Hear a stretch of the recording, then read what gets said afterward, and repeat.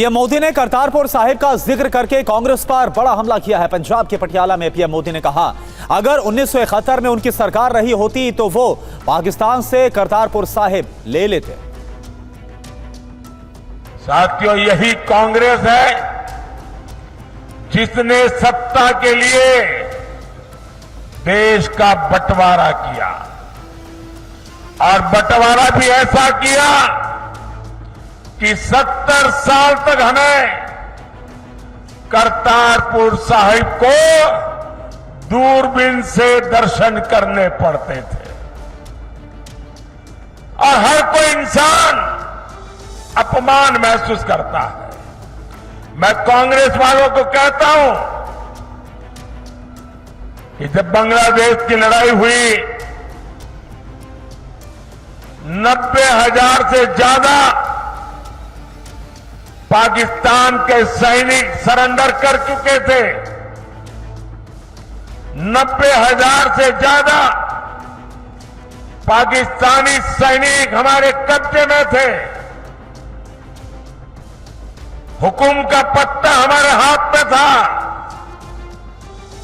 और साथियों, मैं विश्वास से कहता हूं, अगर उस समय मोदी होता,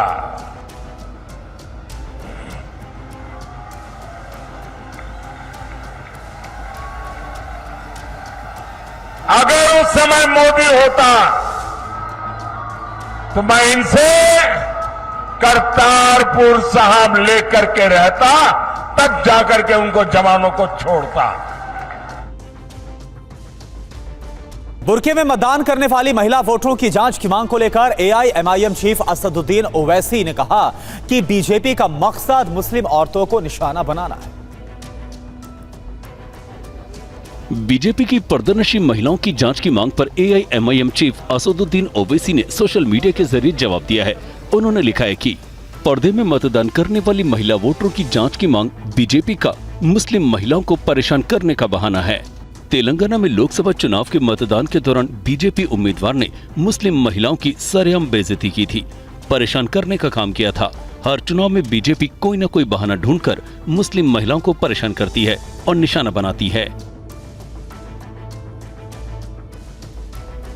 इधर आरक्षण को लेकर सियासी घमासान मचा हुआ है। बीजेपी जहां बंगाल सरकार पर हमलावर है, तो वहीं समाजवादी पार्टी के सांसद एसटी हसन ने कहा कि इंडिया गठबंधन की सरकार बनते ही संविधान में संशोधन करके मुसलमानों को आरक्षण दिया जाएगा।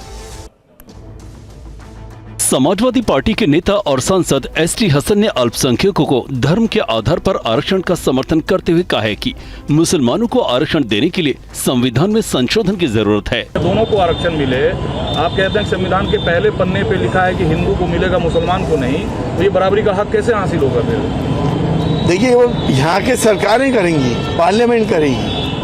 पार्लियामेंट से संशोधन तो हो सकता है। कौन सी सरकार? क्या कोई अमेंडमेंट नहीं किया जा सकता? और ये क्योंकि बीजेपी तो खुली भी मुसलमानों के विरोधी है, ये अगर करेगी तो गठबंधन की सरकार करेगी। उधर बीजेपी धर्म के आधार पर आरक्षण की बात करने वाले राजनीतिक दलों पर हमलावर है। बीजेपी ने कहा है कि विपक्षी दलों के नेता अल्पसंख्यकों के तुष्टीकरण के लिए ही चुनाव के बीच ऐसे बयान दे रहे हैं। भारतीय जनता पार्टी इस षड्यंत्र को चलने नहीं देगी, और देश की जनता भी सच देख रही है। कांग्रेस की और इंडी गठबंधन की तुष्टीकरण की नीति उजागर हो गई है।